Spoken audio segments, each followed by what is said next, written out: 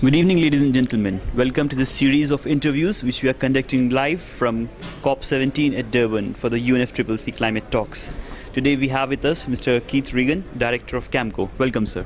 Thank you very much. Nice to be here. So, we are hearing a lot about the PAT scheme, the Perform, Achieve and Trade scheme in India. What is the role which you envisage for Camco within this scheme? Camco over the last 3 years has been working with the government of India, funded by DFID, looking at how the scheme is being designed and trying to incorporate any lessons that can be learned from the international trading schemes that are already in existence. And so we've been helping on policy design. But going forward, I think our role is probably more around energy efficiency strategies for the designated consumers and trying to work out how far they should go along their abatement curve in reducing their energy usage in a way that's commercially profitable for them. Interesting. So, do you already have a presence in India, or are you planning to open any new offices in India? I'd very much like to. I think the scale of the opportunity that the PAT scheme will bring about is significant. And so I think the likelihood that Camco will open an office next year is very high. To date, we haven't. We've been working in a consortium with CII, Confederation of Indian Industry, and with a local consultant called ABPS, Infrastructure Limited. And so that's worked very well. But I think over the coming years, we will need to establish an office in Delhi and possibly Mumbai as well. That's interesting. So, Camco is a global company. It has presence across many countries, I'm sure. So, what are the different kind of experiences that you have in energy efficiency which you propose to bring here to India? Sure. Camco for the last 20 years has been working on energy efficiency, carbon reduction, rural electrification, and clean development, clean energy development. And so we've been working from Africa, all the way through Africa, out to China, in Russia, and in North America.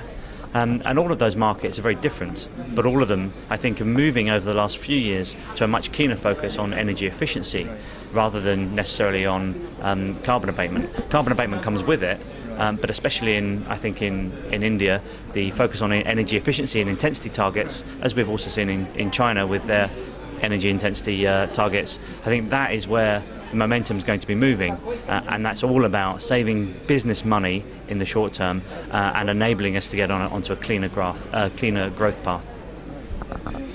So there's a lot of apprehension among the private players or the designated consumers within India as to how much will it cost and what would be the timeline of implementing these measures or the energy efficiency measures which they'll find out.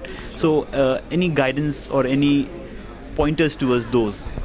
I think industry need not be so concerned. The targets that have been set will be challenging, but our experience internationally has been that we can find a large amount of saving for businesses over the course of a 3-year compliance period.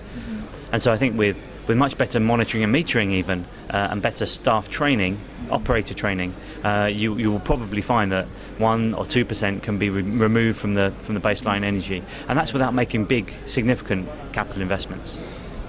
So how closely has Camco been associated with this entire PAT scheme? We know it has been going on for many days now. I mean to say more than a year and a half now. So what has Camco's involvement been in various stages? So, originally 3 years ago, we were asked by the Department for International Development, a UK funding agency, to work with the Bureau of Energy Efficiency and bring the lessons that we'd learned when the UK implemented its energy efficiency policy to India to see if there was anything that would be helpful. And that started some time ago.